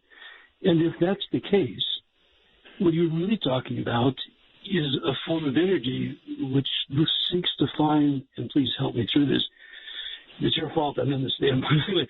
It seeks to find a relevant state of harmony, which then defines its state of being, which gives us an understanding as to how vast the wonders of it all is. And if that is the case, then we would be a mere amoeba on the floor of a jungle floor, given all the creatures in there. We would be nearly insignificant, but which takes you to the next step like a puzzle. Okay, well, we don't have a lot of time here, so if you have a question that evolves from this. The real mystery would be, and I'll shut this down, the real mystery would be who's holding the order of all of these manifestations that we call poltergeists and UFOs and humans and animals and plants and states of being. And I hope that wasn't too complex. I think it's a great show again, Art. All right, well, thank you very much. I'm not sure that I got all of that, Doctor. Maybe you did. The best thing I could say was the energies we know of in the universe, and there's only 4 types of energies we know of, are all exothermic. They emit heat. Right. Whatever the force is that is involved with the paranormal, not that mediates it with us, but the actual energy itself appears to be endothermic. Right. And, again, there's nothing else we know of like that. There have been discussions of remember the guy who was some guy who was funding a fusion reactor a couple of decades ago, I forget, Bob Guccione or something like that, and all these things about building a gigawatt-class small fusion reactors. Nothing was ever built or tested or developed. There's all this stuff going on. I know that up in Nova Shiva, up at Lawrence Livermore, they were doing experiments. It's inertial confinement of fusion, and they fire terawatt or petawatt-class lasers to compress deuterium and tritium to produce that fusion. And when they're doing this, they're finding energy coming in from sources they don't know where it's coming from, like another dimension. They pretty much stopped doing the work because they ran out of money. So, but there's evidence that there's stuff out there in other levels of reality we're not aware of yet, and we may be seeing, this is the first indication of it in the world we live in every day, is that there's a force of nature that can do incredible things. Some of us can unconsciously mediate it. And if we can do that, what can't we do? All right, well, here's what I would say. Back in the 90s, when I was doing talk radio, and up through the early 2000s, I wasn't hearing people describing engines that they were working on that would get us not just off the planet, Doctor, but to other stars. And I'm hearing now, in this year and this time, all kinds of people working on these engines that will get us off the planet, and I mean really off the planet. And there's so many people working on it, it's like there's got to be something going on, because there are a lot of people working on these engines, various kinds of engines. I don't want to say fusion because propulsion can be produced in many ways. There are many people working. What I discussed on my website about building a warp drive engine has nothing to do with pretty much with fusion. It's using compressed Thank you. mercury. Einstein had most condensate plasmas that are rotated at high speed, and they induce inertial there you go. torsion field and frame dragging, and they can manipulate space. Yep, I'm hearing all about that. Robert, you're on the air with my guest. Hi. Hi, how you doing? Fine. I was late coming to the show tonight. I heard what sounded. Okay, again, you don't have a good connection, Robert. Can you hear me? I hear you, but you're kind of going in and out. Get real close to the mic. Okay, I'm as close as I can get. Okay, give it a try. All right, I came at the end of what sounded like the. I'm sorry, Robert. We're just not going to be able to get what you're saying. I'm terribly sorry. But we've got to be able to understand the question. Lakeport, California. Hi. Yes, good evening. It's Adrian Vance. Yes, sir. Friend of Barry Taff and you. We used to talk when I was at KDWN. Yes, sir. Yeah. Anyway, there's evidence for this cloud theory that you may have of human intelligence. There was a woman who died recently in India who was a mathematician who did the 23rd root of a 201-digit number in 50 seconds, and it took UNIVAC 62 seconds. And the only way this would be possible would be if this problem had been solved somewhere and that there's like a library of all these things somewhere in space. You know what I mean? Well, they used to call that the Akashic Records long ago. And now, I would describe it as holographic space-time, where information is equally distributed anywhere. Everything is everywhere, informationally speaking. By the way, Mr. Vance, were you ever the West Coast editor of Popular Photography? Yes, I was. Yeah. Oh. And Adrian, that I've known you for more than 40 years. Yes, right. Yeah. You were my chemistry teacher at high school. Remember? That is correct. Wow, Adrian, it's amazing. And you analyzed our picture entity photo for Popular Photography back in 1976. Yeah. Really? Wow. Okay, well then let me ask. You analyzed that photograph. We've extensively been talking about that photograph. What did you conclude? Well, I concluded that it probably was not a fake, but beyond that, I really could not tell very much. Well, I remember he said it was so strange. I said in the piece in the magazine that it looked to me like it was authentic, but I could not explain. It was just so strange that I had no explanation for it. Yeah, we gave him the negative, and he examined it, and he said, I remember you said that the lens of an SLR camera would prohibit such an image from occurring, and you said you have no idea what made this. But the negative was untouched. There was no alteration. Remarkable. How, if I may ask, since you're an expert in this area, how do you make a determination about whether something is real or fake? Well, there are methods that you can use in examining the image under a microscope and so forth, and you see whether or not images appear to be layered. But an awful lot of it is just intuition. If you are used to producing it, and I was in the business of making, special effects, fake images. So when you do that, you learn how these things look. Yeah, well, how they ultimately look on film, and they have a certain characteristic, their edges and so forth that you look for. Well, when you look at a picture where there's a question, and you don't see that kind of overlapping in one thing and another, then you have reason to believe that this is an authentic photograph. Okay, well, you mentioned a negative. So obviously it was on film. It was quite a while ago. I would imagine much harder to fake. We live in an era now where I don't know if you've been to the movies lately, but they can do things that are as real as real. Well, I'll tell you, photo analysis is over as far as authentication is concerned, because the digital things, as you say, the CGI work is just simply so incredible. There's no way that you can say with any authority that it's fake. Exactly. Yeah. So we live. It's kind of too bad. It's kind of a shame because it is too bad. There was a day when you could say, it's a fake, and you could prove it's a fake, and now, what do we do now? Well, I'll tell you, Art. I have an idea about the whole UFO thing. I've written a couple of books about UFOs, but the idea that I have is that these things are not really from outer space; they are from another time. It's as good a guess, frankly, unless you want to enlarge on how you know that. It's as good a guess as another planet or another system. Well, it would take me a while to lay it all out, but I think I have a very good hypothesis for it. All right. Well, thank you for the call. It's been wonderful having you on, and Dr. Taff. Wow, unbelievable. Adrian Van, I'll never forget his name, ever. Well, all right, take on what he said. Now, he said UFOs could be from another time, and couldn't they as easily be from another time? Well, if you're able to warp space and time to transit from one star to another, you are moving through time in one sense. Okay, but I think he had a... there's stuff about the Rendlesham Forest case, Bentwater's thing. Oh, yes. Now, one of the things came out when they're suggesting that the information suggests that the vehicles that landed were from our future. They wanted doing things to help us survive.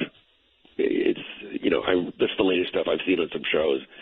I don't know. It's intriguing. It's interesting. Doesn't mean it's real. Doesn't mean I know that one of the guys touched the vehicle and it seems to have put some stuff in his head. That's what he believes. Some kind of induction process. Mm-hmm. But, beyond all that, I will never forget Adrian Vance's name, ever. It's just, I remember in the lab one day, Dr. Moss calls from the office below. She said, Barry, come down. Someone wants to meet you. I'll walk down. There's Adrian Vance. I'll never forget his name. My goodness. Isn't that amazing? Flipska, hello. You're on the air. Hello, Art. Hello, Doctor. Hi. I had a question for the doctor. What is the scariest thing you have experienced? Okay, again, we're having trouble with your connection as well, Flipska. What are you on? I'm on a smartphone, Skype. Okay, would take us off speakerphone, please. It's not on speaker. You must be on speakerphone. It's okay, it's a very bad connection, Flipska. Okay, let me try and get it done. All right. Well, I don't know. No, you're not. We can't discern what you're saying. Okay, well, that's fine. Thank you. All right. Well, you got better at the end there. I don't know what people are doing that they can't get. Listen, lesson here. Don't use speakerphones. Never use speakerphones, especially when you call a radio show. And definitely do not use, little earpiece, a Bluetooth earpiece. That's also death on a stick. Let's go to here and say hi. You're on the air. Hello. Going once, going twice, and gone. You, instead, are on the air in Arizona somewhere. Hello? Hello. Yes, sir. I was wanting to speak to the doctor. I had an experience many years ago, and I've never had anybody explain to me what this was. I was dating a girl. We were out. We came back to her house, brought fast food. She went outside, and I'm sitting there on a couch, and literally the bag turned sideways. The hamburger comes out of the bag in front of me and starts to unwrap. And I asked her about it, and she goes, "Oh, that's Bob." I'm like, "Well, who's Bob?" "Well, he's a spirit that's been following me forever." When we got married, and she was gone quite a bit on the road, at night, every night while she was gone, there'd be a glow in the corner of the same room, up like in the corner, almost like a hive. Can we go back for a second? I'll call her to the burger. I want to hear that again. We had gone out. She was a singer, and we watched her sing that night, and we decided to get some food on the way home. Yes. And we walked in the house, and she's like, "Hey, I'm going to go change." Yes. So she went in the other room. I set the bag of burgers down like on a coffee table, and kind of laid back and started to watch TV. And all of a sudden, the bag just kind of went sideways. Yes. And literally, one of the burgers came like I reached my hand in the bag kind of thing and pulled the burger out. Well, I was nowhere near the bag, and I'm watching it come out of the bag, and then the wrapping off the burger starts to come off. Oh man, that's not just fast food. That's self-dewrapping food.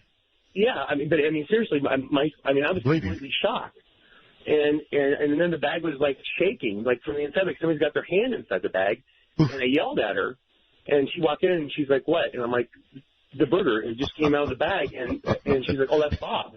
Bob. I'm like, "Who the hell's Bob?" Yeah, who the hell's Bob? He's been following me since I was a little girl. But every time she was gone, this glowing ball of energy would sit in and I tried to debunk it. I checked to make sure it wasn't, lights from a different house. Yeah. I blacked out the windows. I blacked out the doors. And the ball would still be there. Every time I would take out a camera to try to take a picture of it, it would go through the wall into the next room. So I'd go into the next room, I'd take a picture, and come back into the other room. It did not want to be photographed. When we got to arguments, I would feel like we had a huge fight one time. She walked outside. I started to walk out into the living room, and I got thrown So I don't know what it is, but nobody's ever been able to give me a logical explanation as to how a hamburger gets pulled out of a bag, unwrapped right in front of me, and there's nobody within 5 feet of the damn thing. Doctor? Well, first of all, how long did it take for the hamburger to come out and unwrap itself? It would have been no different. It would have been, seriously, in all seriousness, it would have been no different if you had reached into a bag, grabbed a hamburger, and unwrapped it. It was that quick. So 20 seconds, 15, 20 seconds, 30 seconends.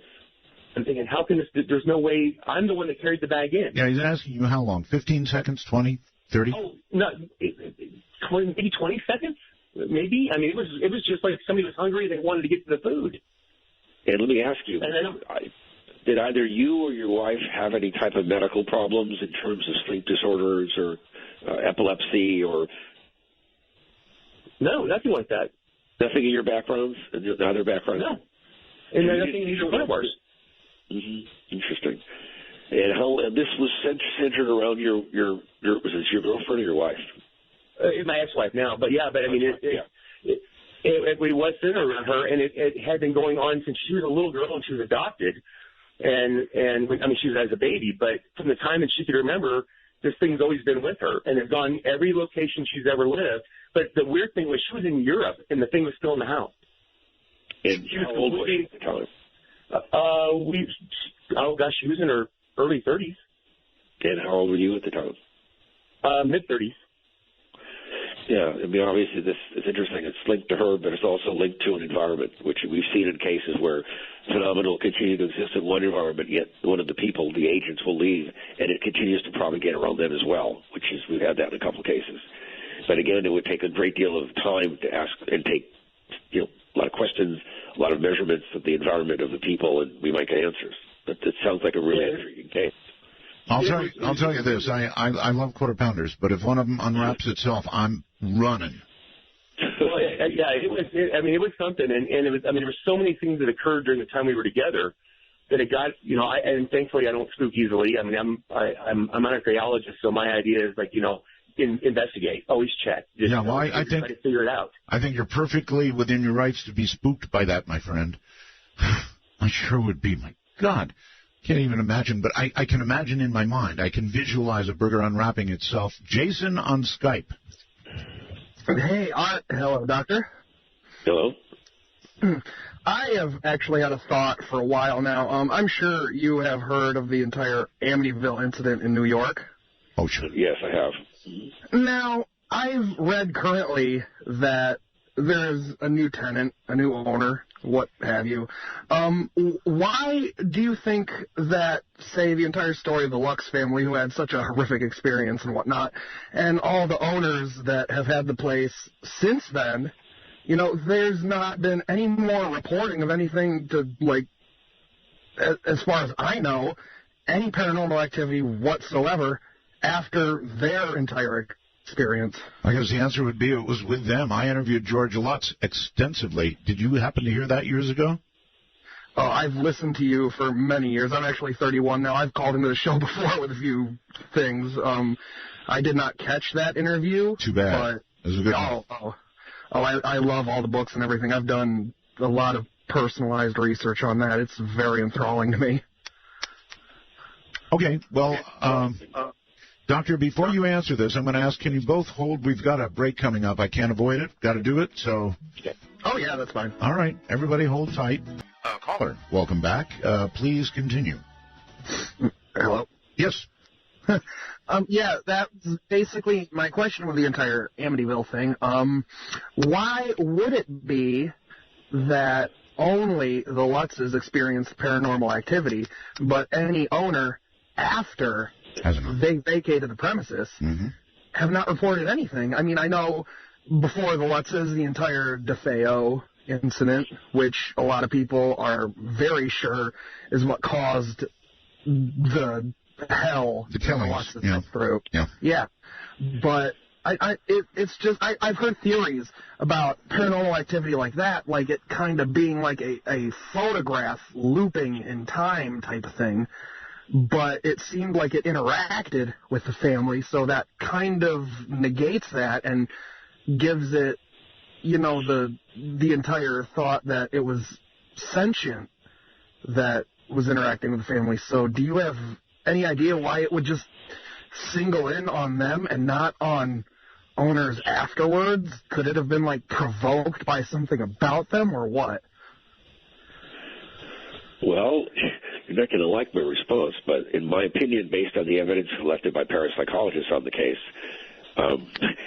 the reason why nothing happened after the Lutzes is because the case was a hoax. Really? Oh. That's what the evidence suggests. Dr. I forgot, I'm probably blanking on his name because I'm tired. Now, wait a minute, Doctor. Why wouldn't it be every bit as easy to say that the reason it left with the Lutzes is because it was attached to them instead of the place? I mean, you may have evidence I don't have. If you do, go ahead. Right. A colleague of mine, and I'm blanking out on his name right now because I'm tired. There was some retroactive investigation done, and they couldn't really substantiate most of the claims made by the Lutzes. I was on a talk show with the Lutzes right after the book came out. I was CBS television here in Los Angeles, and I said I wasn't impressed with the book. I thought it wasn't well written. It was very sensationalized, and the types of phenomena described were very inconsistent with what I'd read about over the years and heard about. This is 43 years ago, I think it was. I wasn't impressed at all. And then, why am I blanking out? It passed away several years ago. All right. Anyway, the bottom line, you don't have to remember, is you think that it was a hoax. Caller, I really appreciate the question. No problem. Thank you. I'm not sure that I agree on the hoax part of it, but you may know more than I do. Couldn't it easily be explained that it was whatever this entity was, or whatever it was attached to the Lutzes? Well, of course. I mean, obviously, like I said, most of the phenomena are linked to the people, and occasionally to the environment and the people. And then occasionally to the environment, and depending on who's in it, it'll react or won't react. But again, based on the evidence that was collected by parapsychologists who I knew and had worked with, they couldn't validate or verify one of the facts described in the book, which leaves one with the suspicion that the whole thing was hoaxed. And there was always belief that when before Jay Anson died, the author of the book, he admitted that he and the Lutzes made it up. They were drinking and they were smoking a lot of weed, and they just made the whole thing up. I can't prove or disprove that. That's some of the stories that have been scuttlebutt that's going around for a long time. Okay. All right. First time caller line in Boise. You're on the air. Hello? Hello. Hi, Art? Yes. Oh, hey, awesome. I got through. Yes. Yeah, I've been a long time listener to you since I was about 22. I'm about 40 now. Thank you for that. I was just thinking on like the whole hybrid takeover thing. Yes. That maybe it's not necessarily a bad thing, Maybe there's how the elites run a lot of the world. You sound like you're banging around there. Get good and close to your phone or whatever it is you're talking into. Okay, can you hear me now? Oh, I heard you right along. Oh, okay. Maybe like the elites that supposedly run the world, maybe there's another more malevolent alien entity that actually runs them, and so this is just an idea I had. And so maybe these other aliens or entities are mixing themselves with the humans to help fight back and maybe change the world into something better than it has. You're not the only one who's had that view, caller. There are a number of people who've said, you know what, the way things are going, they might be doing us a favor. And, of course, you can't rule that out. Yeah, you never know. It's just a thought I had. I've never called before, so I just thought I'd give it a try and throw my idea. Glad you did, and then please call again, okay? All right, thank you. It was awesome to talk to you, sir. Take care. It's an idea that has to be considered, Doctor, if they are interacting with us, if they are changing us. It has to be considered that it may not be a bad thing, although most of us would, I think, revolt at the concept of not being in control of ourselves. Maybe one day we'll all be singing Kumbaya and holding hands. Who knows? A lot of calls here. El Paso, Texas. Let's try that. You're on the air. Hello, Art. Hello, Doctor. Hello. Hi. I'm glad I got through. I was on Skype that you couldn't hear me. And my question is... Is your name Robert? No, sir. My name is Felipe. Felipe. Okay, Felipe. You better use the phone because that was one terrible Skype connection, brother. Yes, I know. I apologize. Quite all right. The question for the doctor, what is the scariest thing you have witnessed with your own eyes? Uh-huh. Two things come to mind. One was in 1992 in a case in the, I think it was the Hyde Park district. I remember it was a case of a nice Hispanic family, and we're standing in large. Doctor? Yeah. We lost you for a second there. You lost me? For a second. Yeah, you're back now. Oh, anyway, what happened is half the room began to violently shake while the other half of the room was not moving. It's not that we don't understand how that can happen. It can't happen because everything's connected with boards and bolts on the floors and the ceilings. So how can half a room shake? It can't. Right. Nor can hamburgers unwrap themselves. Right. One stranger, 1978, Television City, Fairfax and Beverly. My colleague and I are being interviewed to go on some talk show, and my colleague makes a joke that I don't show up in photographs, and I've had problems with cameras since I was very young. And I said to him, you made me look like an idiot in front of these people. They take a picture of both of us with an SX70 Polaroid. It develops. Yeah, well, there was a problem, all right. My colleague showed up perfectly. It was a foot to my right. All you see where I was a mass of white light. No head, no face, no hair, nothing, just light. And they freaked out and told us to leave. All right, caller, how's that? Half a room shaking, the other half not. Sounds pretty scary. Yeah, I would say so, too. If I was there, I'd be scared out of my wits. Going to Denver, Colorado on the first-time caller line. You're on the air. Hey, you guys, how's it going? It's going well, sir. Hey, I wanted to ask the doctor if he believes in past lives. Oh, good question. Doctor? You know, I think we sort of lost him. I don't know where he went. He's still there. He's still connected. But it's like he's gone. So I don't know what to say. Caller, since I've got you, do you believe in past lives? I think I do. You think you do? Yeah, because of something that, happened to me when I was younger, but... Go ahead, tell me. Well, when I was about 27, all of a sudden I got this madness about this girl I knew when I was in the 5th grade, and it was so terrible. What do you mean by madness? You mean like wanting to see her again, or what? Right. Or I thought something was wrong, terribly, terribly wrong, And I woke up the next day and I ran into her, and I almost went nuts. You're crazy, And then what happened was a psychic told me, I didn't know who to go to. I thought I was getting ready to go to a mental hospital, and the psychic told me that we were in a past life together, and that's what this was, And that straightened you out. Pardon? That straightened you out. In other words, you said you were ready to go to a mental hospital. Right. Yes, sir. That gave me an explanation, as to what this, this madness was, Right, an obsession, I guess you would call it. Is that a fair word, obsession? I guess you could say that. Uh-huh, I did. All right, well, thank you very much. Very interesting, and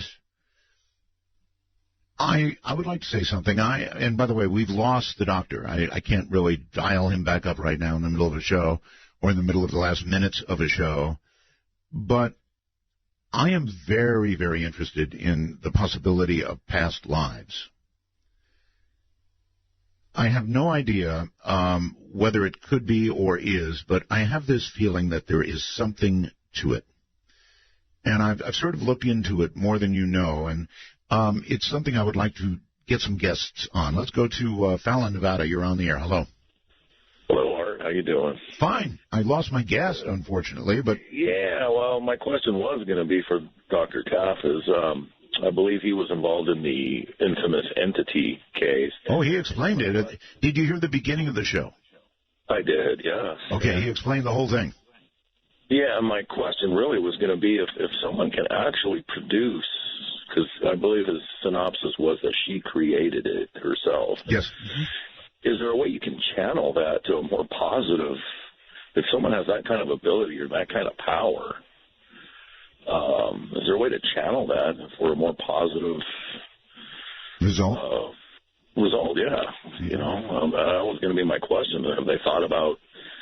Well, it may not be. It may be, sir, that if somebody is producing so much energy, so much, in this case, negative energy, it's like asking them to suddenly be a happy person and make something jump up and down on the table, you know, to excite people instead of doing this negative stuff. And I don't see how that would work out. Yeah, I was kind of basing it on there was some mental conditions going on as well. So, okay, that's what going to be my question. Okay, well, I'm sorry. That's the best answer I can offer. I don't think so. George on Skype, it's your turn. Hello. Hello. Going once. Going twice. And gone. Let's go to Little Rock, Arkansas. Hi, you're on the air. Hello. Hello. Yes. Just wanted to make sure it was me. It's you. Okay, thank you. Well, I had a question for the doctor also, and I wanted to ask him, maybe you can if you get a chance. He said he had a lot of out-of-body experiences. Mm-hmm. Well, I had one. It was a long time ago. And how it started was I was just sitting in my living room, and I just sort of kind of went into a trance stare at my curtains on the wall. Yes. And all of a sudden, I heard a voice saying, "I am that I am." And this happened a few times. And then I sort of had a reaction that I can either go with this or say no. And I said, I'm gone. I'm going with it. And the next thing I knew, I was leaving my body. I looked back, saw myself on the couch. I had slumped over sideways like I was unconscious and fell over. And there was like, I want to say it was the Holy Spirit or an angel, something like that, had a hotel. Well, that's probably based on your religious background, I would guess, right? Well, I am a believer, but there you have it. I'm not. I don't go to church all the time. Let's put it that way. But I am a believer in Jesus. Doctor, but I mean, I think it's reasonable for us to discuss the fact that if you're a religious person and something like this happens to you, you're probably going to assign it to something that fits your belief system. Is that fair? I would say that's fair. Okay. And the next thing I knew, I was going through the air with this being, and I was on, like, I figured out, at the time I wasn't sure what was happening, but I was on a mountain, which I now think was like where Moses received the Ten Commandments, and he saw the finger of God writing them on the wall, on the stone. Yes. And I saw that, and there was 2 commandments. One was, thou shalt have no other gods before me, and the other was, honor thy father and thy mother. So you didn't get to stick around for all 10? No, I only got 2. Okay.